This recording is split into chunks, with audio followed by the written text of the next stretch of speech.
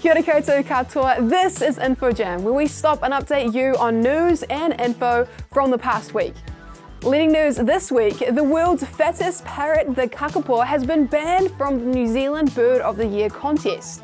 The kakapo is the only bird to have won the competition twice, once in 2008 and again in 2020. Competition bosses believe the popular parrot could continue flying high over other entries in the competition. The organisers say they hope other birds will receive some votes from voters instead. The kakapo has not been banned for good though, and it is expected to be in the competition next year. It's not the first time the Bird of the Year contest has been in the spotlight. Last year, a bat was crowned the winner after more than 7,000 people voted for the Pikapika Tauroa, or long-tailed bat, to swoop in to first place. In world news, scientists in the United States have developed a purple tomato. The special kind of tomato was created by making changes to its DNA. The creators say the tomatoes will last longer and could help make people healthier. Though the colour is unusual, what's really special about the tomatoes is that they have very high levels of antioxidants. Antioxidants are found naturally in plants like blueberries, blackberries, and red cabbage. Scientists believe antioxidants may help prevent heart disease and help fight against diseases like diabetes. But usually tomatoes naturally only have a small number of antioxidants in them. As part of its research, the scientists tested its tomatoes on mice that were likely to get cancer. The mice who were fed the purple tomatoes lived about 30% longer than the mice who were fed normal tomatoes.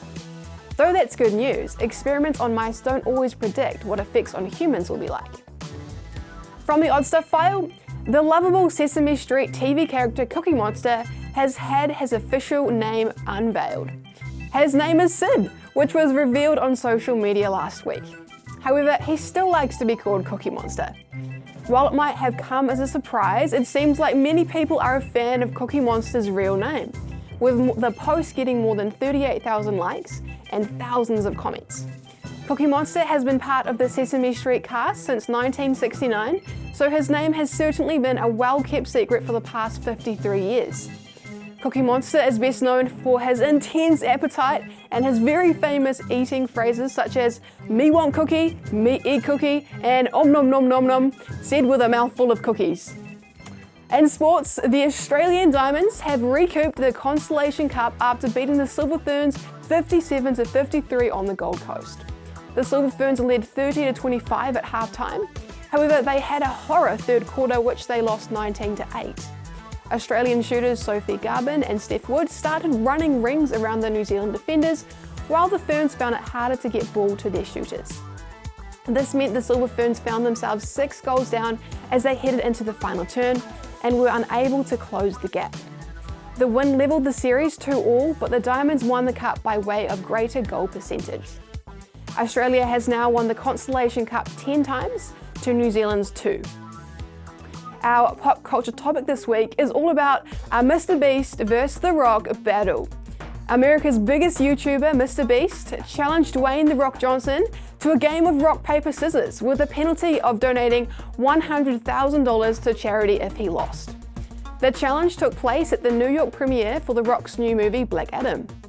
The first round saw both guys tie with paper, followed by another tie when they both chose scissors.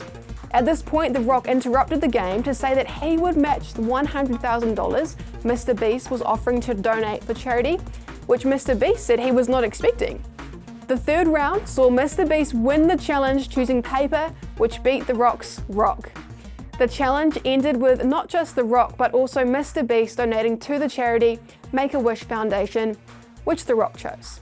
Make-A-Wish Foundation is a non-profit organisation that aims to fulfill the wishes and dreams of children with chronic illnesses. Finally, the value of the week this week is diversity. Diversity is understanding that each individual is unique and recognising our individual differences. The world is full of people who are different, and there are times when we can feel awkward or uncomfortable and don't know how to act around people who are different to us. In these situations, it is helpful to ask questions, learn about people, and include them. Acknowledging and celebrating diversity and understanding that we are all different and different is good. And a massive shout out to Glen Eden Intermediate School. Have an epic day, team. Stay cool. And that's it for this week's InfoJam. If you want to know more about these stories and others like them, make sure you have a look around kiwikidsnews.co.nz and remember to tune in next week for our next InfoJam. Tā kite anō.